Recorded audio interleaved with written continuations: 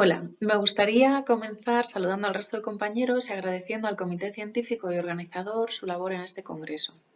Me llamo Patricia Rojo Lemos y voy a hablar de intermedialidad y recepción de Mädchen in Uniform de Christa Winsloe. Estrenada en 1931, Mädchen in Uniform, conocida en español como Muchachas de Uniforme, se ha consagrado como la primera película de temática lésbica. No obstante, la cinta que ha llegado a nuestras manos, primero obra de teatro, luego película y más tarde novela, encierra la historia de éxito de público y crítica, pero también de censura por parte de las autoridades. Con el objetivo de conocer la influencia de las circunstancias sociopolíticas y las reacciones a los estrenos de la obra y de la película en la sociedad española, se propone el estudio de la recepción en prensa desde 1932, que es cuando se estrenó la película en España, hasta 1935, fecha de las últimas críticas teatrales tras la llegada de la obra de teatro a Madrid en 1934. Comenzaremos con una breve nota biográfica de la autora, Christa Winsloe, quien fue una novelista, dramaturga y escultora casada con un varón húngaro, de quien se separaría años más tarde. Con su traslado a Berlín durante la República de Weimar, frecuentó la escena lésbica y desarrolló su carrera artística. Su obra de teatro, Ayer y Hoy, Gestern und Heute, tuvo un gran éxito y fue llevada al cine con el título Chicas de Uniforme en 1931, Mädchen in Uniform, que es la película a la que nos referíamos antes. También se publicó como novela con el título La niña Manuela, Das Mädchen Manuela, en 1933. A finales de los años 30, Christa Winsloe se trasladó a Francia para huir de los nazis, por lo que su segunda novela, Life Begins, La vida empieza, de 1935, tendría que publicarse en Inglaterra, puesto que se había incluido en una lista negra en el régimen nacionalsocialista. Sucedería lo mismo con su tercera novela, Passeggiera, de 1938, que tuvo que ser editada en Ámsterdam.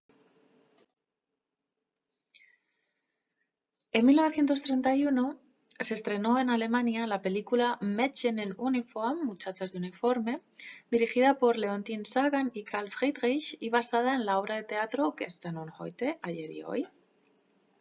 Esta película, que se convertiría en la primera de temática lésbica, vio como en 1958 se realizaba un remake protagonizado por Romy Schneider, que no obtendría la misma repercusión. 2 años más tarde del estreno de la película original, a causa del gran éxito de público y crítica de la obra de teatro y de la película tanto en Europa como en Estados Unidos, la autora llevó la historia a una novela que se publicó en 1933, Das Mädchen Manuela, der Roman von Mädchen in Uniform. La muchacha Manuela, la novela de Muchachas de Uniforme. Esta fue traducida al español en 1934 por Julia Aguirre y Estanislao Quiroga.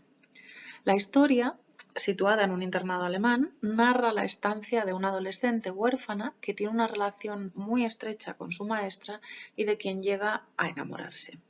La adaptación sucesiva a diferentes medios y géneros supone un ejemplo de intermedialidad en la que la situación política de Alemania, con la censura en la película de ciertas escenas de carácter calificado como erótico, haría mella.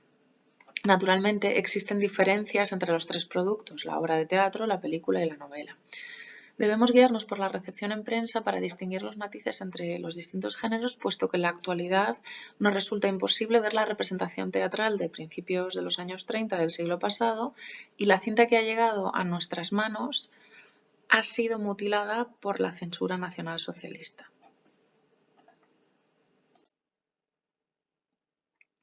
Pese a que la película se hubiera basado en la obra de teatro Ayer y Hoy de Winsloe, el primer producto que sale de las fronteras alemanas es la película Muchachas de Uniforme.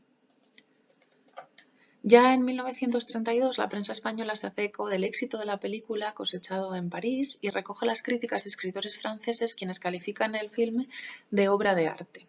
En concreto, el 12 de octubre de 1932, en el Heraldo de Madrid, se comenta cómo están, y cito textualmente, sorprendidos al hallarse ante una película de insospechados alcances pedagógicos y de tanta complejidad sentimental. Por su parte, el diario Ahora, el 23 de mayo de 1933, publica un artículo llamado La conquista de la juventud, en el que se habla de la situación política de Alemania, de la que dicen, también cito textualmente, la única esperanza de las dictaduras es la corrupción de menores.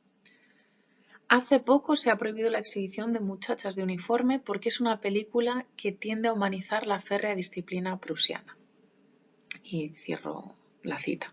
Se trata de una lectura un tanto peculiar de la prohibición, porque no se menciona el contenido lésbico y el enfoque es pedagógico-social. Por lo general, se alternan artículos en prensa sobre el advenimiento del nacionalsocialismo, la disciplina prusiana y su relación con la motivación de la conducta de la protagonista de la película, Manuela. Muchachas de uniforme resulta un éxito de público y crítica que dura meses en cartelera y que se recibe como una crítica a todo lo prusiano.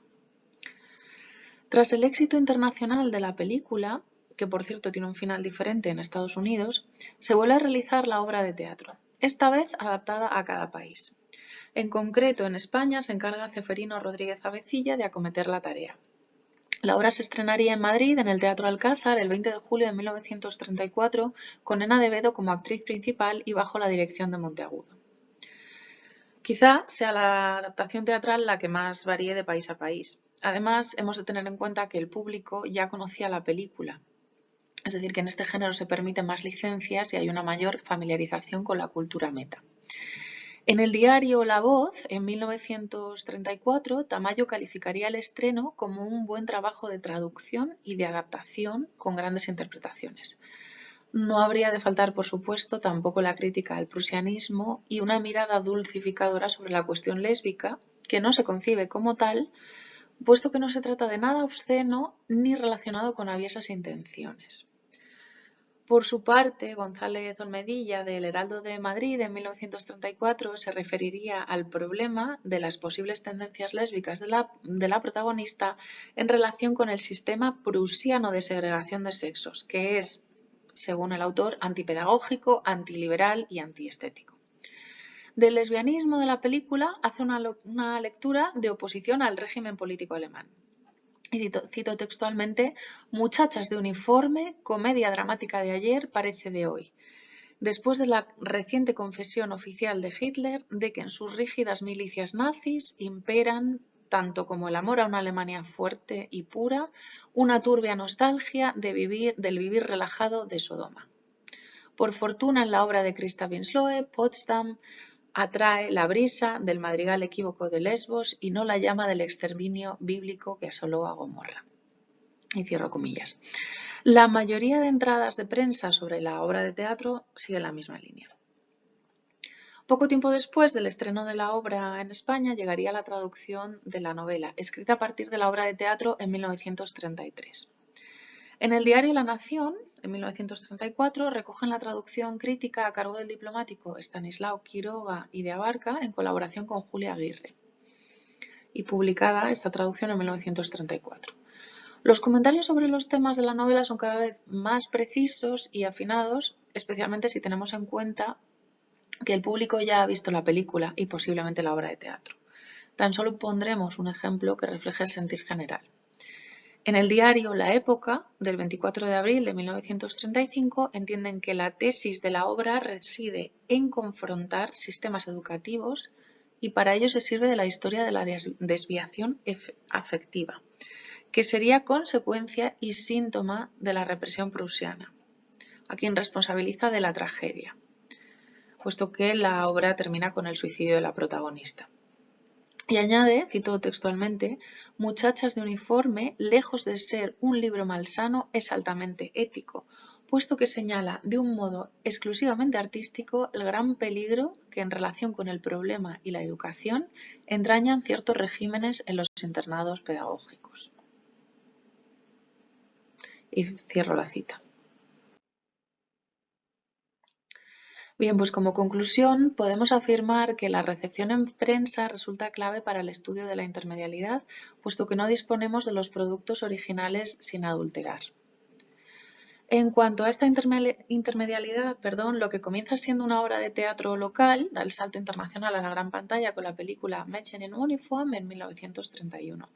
Recordemos que hoy la consideramos una película de temática lésbica, pero en España la lectura que se dio de ella fue bien distinta. Es cierto que lo que ha llegado a nuestras manos hoy en día es el resultado de la censura nacionalsocialista, sin ninguna escena de tinte erótico. Como dato curioso, en Estados Unidos la cinta tendría un final diferente al que se recoge en el resto del mundo. En cuanto a la obra de teatro surgida de la película, en cada país se realiza una adaptación al gusto del público local. Apreciamos cómo la prensa incrementa la lectura política del contenido de la obra, cuyos elementos eróticos o lésbicos representan la oposición al nacionalsocialismo y una crítica al sistema educativo represor prusiano. Los principales temas que se tratan en las publicaciones son el argumento, los aspectos técnicos, la interpretación del elenco, la labor de traducción, pero fundamentalmente se comenta sobre el contenido. Y de lo que menos se hablan es de los aspectos psicológicos del personaje principal. El enfoque es eminentemente sociológico. Sucederá lo mismo con la recepción de la traducción al español de la novela en 1934. En general, y tras lo que hemos visto, lo que cobra mayor importancia es la crítica a Prusia y a su sistema que califican de inhumano y represivo. El objetivo de la obra, tal y como lo entienden los críticos y la recepción en España, es dar a entender una crítica al sistema.